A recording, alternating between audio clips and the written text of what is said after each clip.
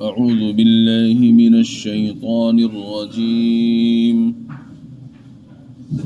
بسم الله الرحمن الرحيم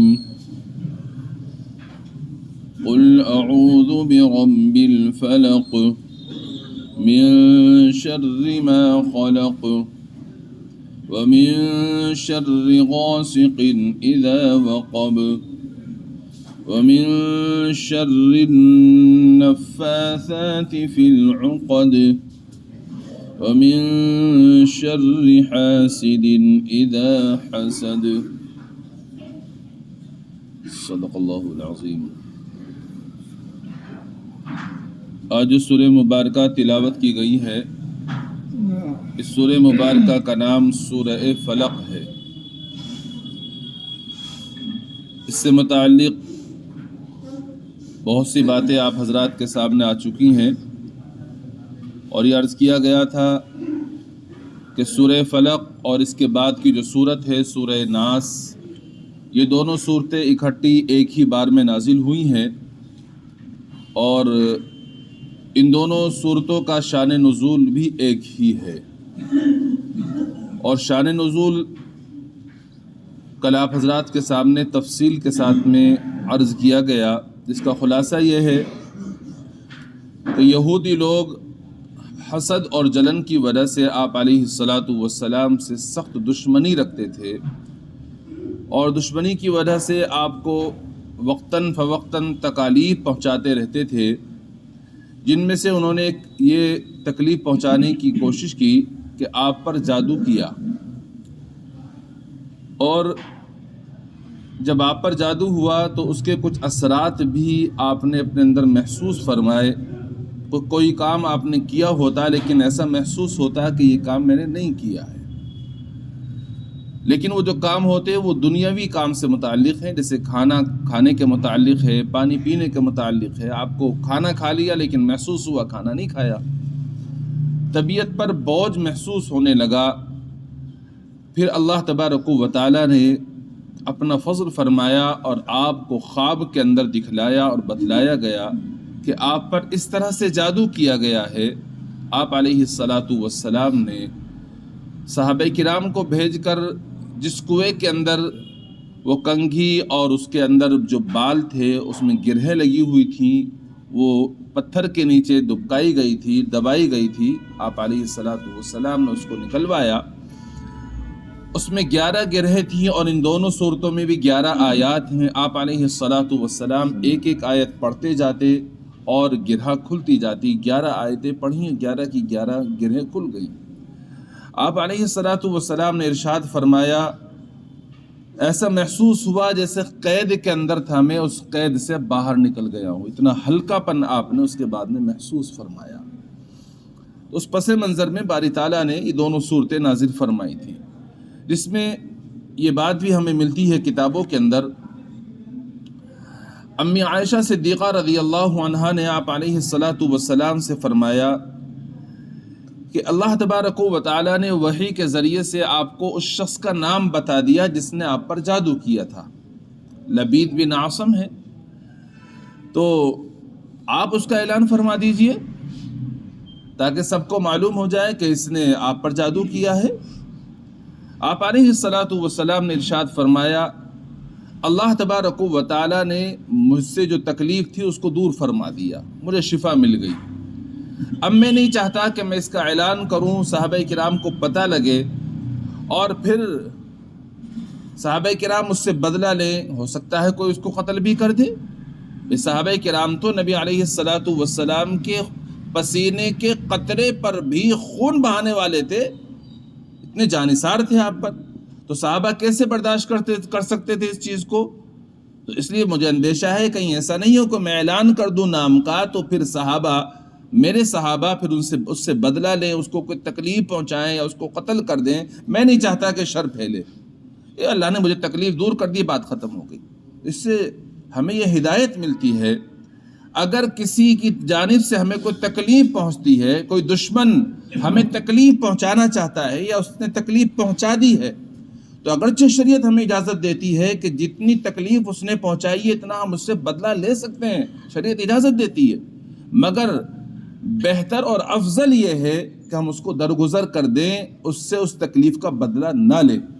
قرآن نے بھی ہمیں اس کی ہدایت دی ہے، اور نبی علیہ السلام کے اس واقعے سے بھی ہمیں یہ سبق ملتا ہے کہ ہمیں اگر کسی کی طرف سے کوئی تکلیف پہنچی ہے، کسی نے ہمیں نقصان پہنچایا ہے، اگر ہم اس کو درگزر کر دیں تو یہ اچھی بات ہے۔ جیسا کہ نبی علیہ السلام نے فرمایا کہ مجھے ایک تکلیف پہنچی تھی، اللہ نے وہ تکلیف مجھ سے دور کر دی ہے، بات ختم ہے، میں ٹھیک ہو گیا، بس بات ختم ہو گئی، اب میں نہیں چاہتا کہ میں اس سے کوئی بدلہ لوں یا میرے صحابہ میں سے کوئی اس سے بدلہ لے، میں نہیں چاہتا۔ تو یہ ہمیں درس ملتا ہے، ہمیں ایسا کرنا چاہیے۔ اب دیکھیے قرآن کریم میں اللہ تعالیٰ نے ارشاد فرمایا قل اعوذ برب الفلق، کہہ دیجئے میں صبح کے مالک کی پناہ مانگتا ہوں۔ صبح کے مالک کی پناہ مانگتا ہوں، ترجمہ اس کا یہ کیا گیا، دوسرا ترجمہ اس کا یہ کیا گیا، آپ کہہ دیجئے میں اس ذات کی پناہ مانگتا ہوں جو پو پھٹنے کا مالک ہے۔ پو پھٹنا یعنی روشنی پھیلنا۔ صبح کے وقت میں جب روشنی پھیلتی ہے، اندھیرا ختم ہو جاتا ہے تو اس کو پو پھٹنا بولتے ہیں۔ آپ غور فرمائیں کہ جب رات آتی ہے ہر طرف اندھیرا چھا جاتا ہے، تاریکی ہی تاریکی ہوتی ہے، اور اس کے بعد میں پھر جب صبح کی روشنی پھیلتی ہے تو وہ تاریکی ختم ہو جاتی ہے۔ اگر یہ ہمیشہ تاریکی ہی تاریکی رہے، اندھیرا ہی اندھیرا رہے، کسی کے اندر طاقت ہے جو اس روشنی کو دور کر دے؟ کوئی نہیں دور کر سکتا۔ اللہ تعالیٰ نے قرآن میں اس بات کو ارشاد فرمایا قل ارأيتم ان جعل الله عليكم الليل سرمدا الى يوم القيامة من اله غير الله يأتيكم بضياء افلا تسمعون۔ اس کا خلاصہ یہ ہے، آپ ان لوگوں سے یہ کہہ دیجئے کہ جو رات کی اندھیری ہے، تاریکی ہے، اگر یہ ہمیشہ رہے تو اللہ تبارک و تعالیٰ کے علاوہ کون ہے جو روشنی لے کر آئے؟ کوئی نہیں ہے۔ ہمیشہ روشنی رہے تو اندھیرا ہی اندھیرا رہے تو کوئی نہیں ہے کہ جو اس اندھیرے کو دور کر کے روشنی پیدا کر دے، وہ صرف اللہ تبارک و تعالیٰ ہی کی ذات ہے۔ اللہ تعالیٰ نے کائنات میں روشنی پھیلانے کا ذریعہ اور سبب سورج کو بنایا ہے۔ سورج نکلتا ہے، روشنی پھیل جاتی ہے۔ علماء نے لکھا ہے کہ اس کائنات میں اصل اندھیرا ہی اندھیرا ہے، تاریکی ہی تاریکی ہے۔ یہ جب سورج نکلتا ہے تب روشنی پھیلتی ہے، اگر سورج نہ نکلے تو روشنی نہیں پھیلے گی۔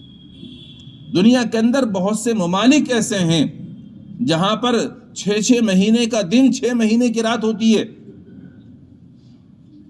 یہ شمال کا جو بالکل آخری حصہ ہے، علماء نے لکھا ہے اس علاقے کے بارے میں، وہاں 6 مہینے رات، 6 مہینے دن ہوتا ہے۔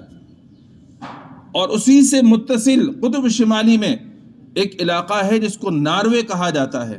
مفتی تقی عثمانی صاحب دامت برکاتہم العالیہ لکھتے ہیں کہ اس علاقے کے اندر میرا جانا ہوا، وہاں ہم نے دیکھا 3 دن ایسے گزارے کہ وہاں 3 دن اندھیرا ہی اندھیرا رہا، رات ہی رات رہی، سورج نظر ہی نہیں آیا۔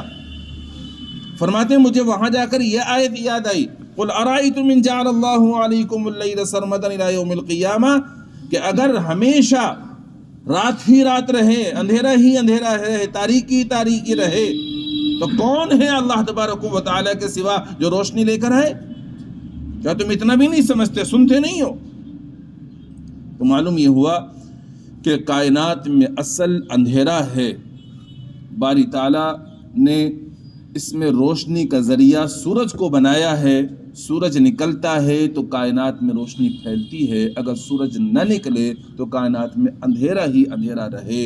تو اس میں ہمیں درس یہ دیا جا رہا ہے کہ اگر تمہیں کوئی تکلیف پہنچ رہی ہے، کوئی تمہیں پریشانی ہے یا تمہیں اندیشہ ہے تکلیف پہنچنے کا، تو تمہیں چاہیے کہ تم اللہ تبارک و تعالیٰ کی پناہ مانگ لو، اس اللہ کی جو اندھیری کو، تاریکی کو دور کر کے روشنی نکالتا ہے۔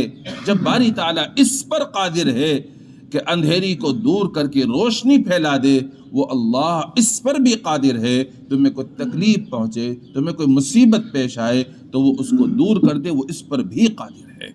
اس لیے جب کوئی تکلیف پہنچے یا تکلیف پہنچنے کا اندیشہ ہو تو تمہیں چاہیے کہ تم اپنے پروردگار کی پناہ میں آ جاؤ، اس سے کی پناہ مانگ لو کہ میں باری تعالیٰ آپ کی پناہ مانگتا ہوں۔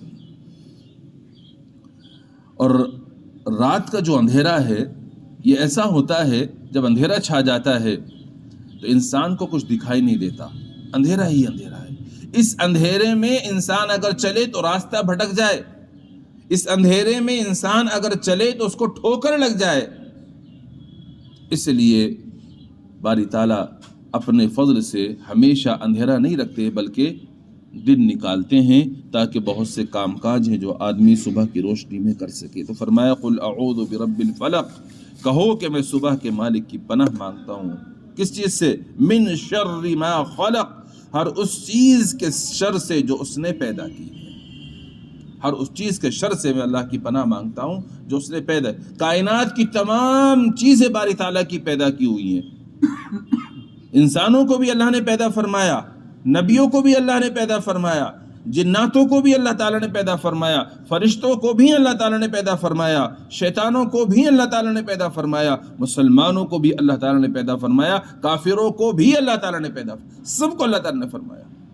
یہ جتنی بھی چیزیں اللہ تعالیٰ نے پیدا فرمائی ہیں ان میں سے کچھ ایسی ہیں جو اپنے اندر شر کا مادہ رکھتی ہیں، جو شر پھیلاتی ہیں، انسانوں کو نقصان پہنچانا چاہتی ہیں، انسانوں کو نقصان پہنچاتی ہیں۔ تو اس لیے اللہ تعالیٰ کی پناہ مانگی جا رہی ہے کہ اللہ میں آپ کی پناہ مانگتا ہوں ان تمام چیزوں کے شر سے جو آپ نے پیدا فرمائی ہیں۔ یعنی جتنی بھی چیزیں آپ نے پیدا فرمائی ہیں اگر وہ شر پہنچانے کا ارادہ کریں، اگر وہ تکلیف پہنچانے کا ارادہ کریں تو باری تعالیٰ میں اس سے آپ کی پناہ مانگتا ہوں، یعنی اس کے شر سے مجھے بچا لیجئے، اس کے شر سے میری حفاظت فرما لیجئے۔ یہ اس میں اللہ تبارک و تعالیٰ نے ہمیں ہدایت دی ہے۔ علماء کرام نے لکھا ہے کہ عالم تین ہے۔ ایک عالم تو وہ ہے جس میں راحت ہی راحت ہے، آرام ہی آرام ہے، تکلیف کا نام نہیں، اور وہ عالم جنت ہے۔ دوسرا عالم وہ ہے جس میں تکلیف ہی تکلیف ہے، پریشانی ہی پریشانی ہے، دکھ ہی دکھ ہے، وہ عالم جہنم ہے۔ اللہ ہم سب کی حفاظت فرما لے اس سے۔ تیسرا عالم وہ ہے جس میں راحت بھی ہے، تکلیف بھی ہے، اس میں غم بھی ہے، اور اس کے ساتھ ساتھ اس میں سکون بھی ہے۔ دونوں چیزوں سے مل کر وہ عالم چلتا ہے، اس عالم کا نام دنیا ہے۔ تو دنیا میں کوئی تکلیف کامل نہیں، کوئی راحت کامل نہیں ہے۔ ایسا نہیں ہے کہ ہمیشہ راحت ہی راحت میں بندہ رہے، ایسا نہیں ہے کہ ہمیشہ بندہ تکلیف ہی تکلیف میں رہے، نہیں۔ اگر تکلیف آئی ہے راحت بھی آئے گی، اگر راحت ہے تو تکلیف کا بھی سامنا کرنا پڑے گا۔ یہ عالم دونوں سے مل کر چلتا ہے، اور اس کائنات کے اندر کوئی ایسا نہیں ہے بڑے سے بڑا سرمایہ دار ہو، بڑے سے بڑا دولت مند ہو جس کو کوئی تکلیف نہ پہنچتی ہو۔ کوئی نبی، کوئی ولی ایسے نہیں ہے اس کائنات کے اندر جن کو تکلیف نہ پہنچی ہو۔ ہر ایک کو تکلیف کا سامنا کرنا ہوتا ہے، ہر ایک کو راحت اور خوشی اور آسانی بھی ملتی ہے، سب کو ملتی ہے۔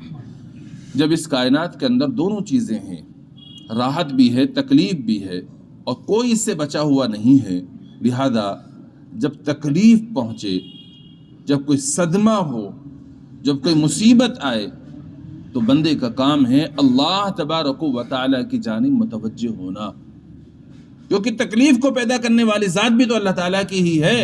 جب تکلیف کو اس نے پیدا کیا، تکلیف کو دور کرنے والا بھی وہی ہے۔ لہذا جب کوئی تکلیف پہنچے، جب کوئی مصیبت آئے، اللہ تبارک و تعالیٰ کی طرف متوجہ ہو کر کے اس سے کہے کہ باری تعالیٰ ہر چیز، جو چیز بھی آپ نے پیدا فرمائی ہے اس کے شر سے میں آپ کی پناہ مانگتا ہوں، مجھے اپنی پناہ میں لے لیجئے۔ جب آپ دعا مانگیں گے، میں دعا مانگوں گا، اس دعا سے دو ہی کام ہوں گے۔ اگر اللہ تبارک و تعالیٰ کی مشیت اور اللہ تعالیٰ کی مرضی ہوئی، اللہ نے بہتر سمجھا، تو باری تعالیٰ اس تکلیف کو، مصیبت کو ہم سے دور فرما دیں گے۔ اور اگر وہ تکلیف اور مصیبت دور نہیں ہوئی، اللہ کی مشیت نہیں ہے اس میں، اور اسی تکلیف میں اللہ نے اگر رکھا ہوا ہے، تو اس دعا کی برکت سے باری تعالیٰ ہمیں اس تکلیف اور مصیبت پر اجر اور ثواب مرحمت فرمائیں گے۔ تیسرا کام نہیں ہوگا، یا تو اس مصیبت پر ہم نے جو صبر کیا، اس صبر کی وجہ سے باری تعالیٰ اجر و ثواب مرحمت فرمائیں گے، یا اللہ تعالیٰ اس دعا کی برکت سے ہم سے اس تکلیف کو دور فرما دیں گے۔ بس دو ہی کام ہونے ہیں، تیسرا کام نہیں ہوگا۔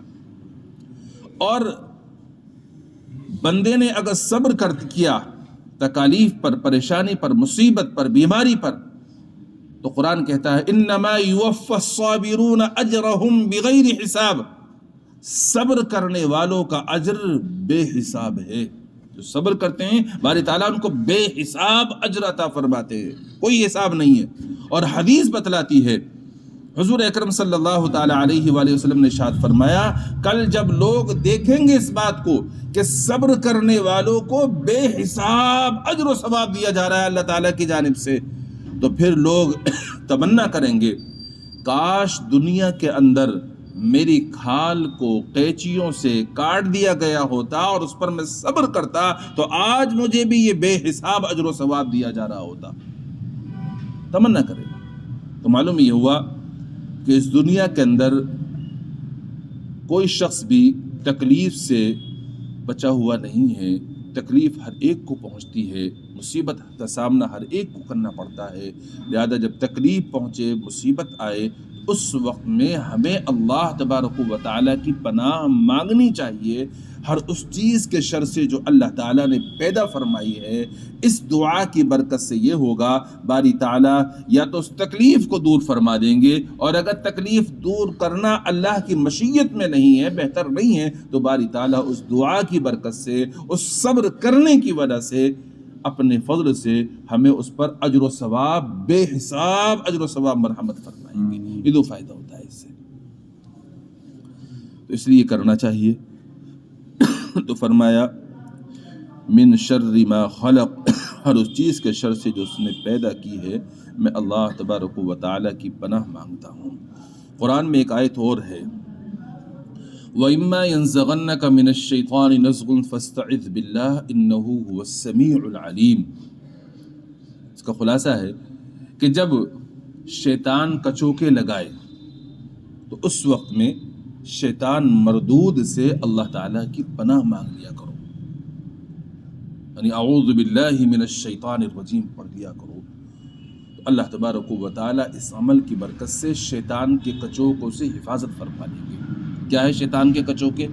شیطان کے کچوکے یہ ہیں، شیطان دل میں وسوسے ڈالتا ہے، یہ کہتا ہے یہ گناہ کر لے، یہ بدعملی کر لے، اب ایسا کر لے، اب ایسا کر لے، تو دل میں جو یہ خواہشات پیدا ہو رہی ہیں، جو گناہ کرنے کے داعیے دل میں پیدا ہو رہے ہیں، اس وقت میں بندے کو چاہیے اللہ تبارک و تعالیٰ کی پناہ مانگ لے شیطان مردود سے، تو باری تعالیٰ اپنے فضل سے شیطان کے حملوں سے محفوظ فرما لیا کرتے ہیں۔ اب مثلا کسی بندے کو غصہ آ رہا ہے، اور غصہ ایسی بری چیز ہے کہ انسان جب بہت زیادہ غصے میں ہوتا ہے تو غصے کی حالت میں ایسے کام کر گزرتا ہے کہ بعد میں اس کو احساس ہوتا ہے کہ میں نے یہ کیا کر لیا۔ اس لیے جب غصہ آئے تو غصہ بھی چونکہ شیطان کی طرف سے ہوتا ہے، تو لہذا ہمیں چاہیے کہ اس وقت بھی ہم اعوذ باللہ من الشیطان الرجیم پڑھ لیا کریں، تو اس کی برکت سے غصے سے اور غصے کے اندر الٹے سیدھے کام کرنے سے حفاظت ہو جاتی ہے۔ ایک صحابی ہیں جنہوں نے حضور اکرم صلی اللہ تعالی علیہ وآلہ وسلم سے درخواست کی، اللہ کے نبی مجھے کوئی نصیحت فرما دیجئے۔ آپ نے بہت مختصر نصیحت فرمائی، لا تغضب، غصہ نہ کر، بس نے نصیحت فرمائی۔ آپ معلوم کیا ہوا کہ غصہ ایک ایسی چیز ہے، جب یہ غصہ انسان کو آتا ہے تو غصے کی حالت میں بہت سے غلط کام کر بیٹھتا ہے، یا تو غصہ نہیں کرنا چاہیے۔ اگر آ جاتا ہے غصہ، انسان ہے، غصہ تو آئے گا، یا جب غصہ آ جائے تو اس غصے کو دور کرنے کی کوشش کرنی چاہیے، اور دور کرنے کے بارے میں ہمیں قرآن نے یہ تعلیم دی ہے، اعوذ باللہ من الشیطان الرجیم ہمیں پڑھنا چاہیے۔ اس سے غصہ جو ہے وہ کافور ہو جائے گا، غصہ ٹھنڈا ہو جائے گا۔ آپ نے سنا ہوگا کتنے لوگ ہیں جو یہ کہتے ہیں جب غصہ اتنا آ گیا مجھ سے برداشت نہیں ہوا اور میں نے تو 3 فائر کر دیے۔ 3 فائر سمجھ رہے ہیں؟ ایک ہی راؤنڈ میں 3 فائر ہو جاتے ہیں، میں نے تجھے طلاق دی، طلاق دی، طلاق دی، اب اس سے بھی زیادہ ہو جاتے ہیں۔ پھر آ کر مسئلہ معلوم کرتے ہیں کہ جی غصہ آ گیا تھا، غصے میں برداشت نہیں کر پایا، میں نے طلاق دے دی بیوی کو۔ اجی وہ تو غصے کی حالت میں دی تھی، طلاق ہو گئی؟ ہم کہتے ہیں جی ہو گئی۔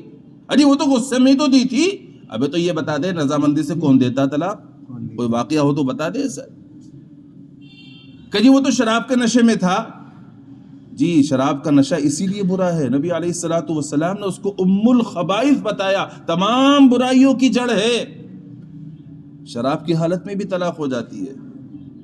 تو یہ غصہ، یہ شراب کے نشے انتہائی بری چیزیں ہیں، اس سے ہمیں اپنا آپ کو بچانا چاہیے۔ غصہ اگر آئے تو اس کو دور کرنے کی کوشش کرنی چاہیے۔ اب تو یہ ہو رہا ہے، بس اللہ رحم فرمائے، طلاق دے دیتے ہیں مرد حضرات، شراب کے نشے میں دیں یا غصے کی حالت میں دیں، طلاق ہو بھی جاتی ہے، مفتیان کرام سے معلوم بھی کر لیتے ہیں، پھر برادری کے لوگ، خاندان کے لوگ، گھر کے لوگ بیٹھ کے مشورہ کرتے ہیں کہ طلاق تو ہو گئی، بچے ویران ہو جائیں گے، کیا کریں گے؟ بچے ویران ہو جائیں گے، 5 بچے ہیں، 6 بچے کہاں جائیں گے؟ اور ہمارے گھر میں ویسی کھانے کے لالے پڑ رہے ہیں، اور یہ اور بیٹی اور آ کے رہنے لگے گی، نواسے پوتے اور نواسے اور آ کے رہنے لگیں گے، کہاں سے کھلائیں گے ہم اس کو؟ چلو اس کو وہیں بھیج دو۔ اپنا کرنے کا ایسی غلطی، اپنا آپ مسئلے گھڑ کر کے اور اس بچی کو، لڑکی کو اس شخص کے حوالے کر دیتے ہیں جس نے 3 فائر کر دیے، 3 طلاقیں دے دی۔ شریعت بالکل اجازت نہیں دیتی اب اس کے ساتھ رہنے کی، لیکن لوگ نہیں سمجھتے ہیں، اس کے ساتھ میں بھیج رہے ہیں، اس کی آخرت برباد کر رہے ہیں، اپنی بھی آخرت برباد کر رہے ہیں، کیونکہ گناہ میں اس کا تعاون کر رہے ہیں۔ ایسے لوگوں کو سمجھانا چاہیے، بتلانا چاہیے کہ اللہ کے بندو ایسا کام مت کرو، اپنی آخرت کو برباد مت کرو۔ یہ دنیا چند روزہ ہے جو اللہ تمہیں کھلا رہا ہے۔ اگر تم اس بیٹی کو، اس بہن کو اپنے گھر کے اندر رکھ لو گے جبکہ اس کا شوہر طلاق دے چکا ہے، تو باری تعالیٰ تمہیں اتنا دے گا کہ تمہارے لیے اس کو رزق کا انتظام بھی کر دے گا باری تعالیٰ۔ روزی کا مالک وہی ہے۔ بہرحال یہ بات تو ایک ضمن آ گئی ہے، ہمیں اس کا خیال رکھنا ہے کہ جب بھی کوئی تکلیف پہنچے یا پہنچنے والی ہو تو ہمیں اللہ تبارک و تعالیٰ کی پناہ مانگنی چاہیے۔ اس میں ہمیں درس دیا گیا ہے کہ ہمیں مصیبت پریشانی کے وقت میں اللہ تعالیٰ کی طرف متوجہ ہونا چاہیے، اس سے اللہ تعالیٰ سے تعلق مضبوط ہوگا۔ جب اللہ تعالیٰ سے تعلق مضبوط ہوگا، باری تعالیٰ اپنے فضل سے ہر قسم کی تکالیف کو اپنے دور فرما دیں گے۔ اللہ تعالیٰ اپنے فضل سے عمل کی توفیق مرحمت فرمائے۔ سبحان اللہ بحمدہ، سبحانک اللہم بحمدک، ونشہد ان لا الہ الا انت، نستغفرک ونتوب الیک۔ سبحان ربک رب العزة عما یصفون، وسلام علی المرسلین، والحمد للہ۔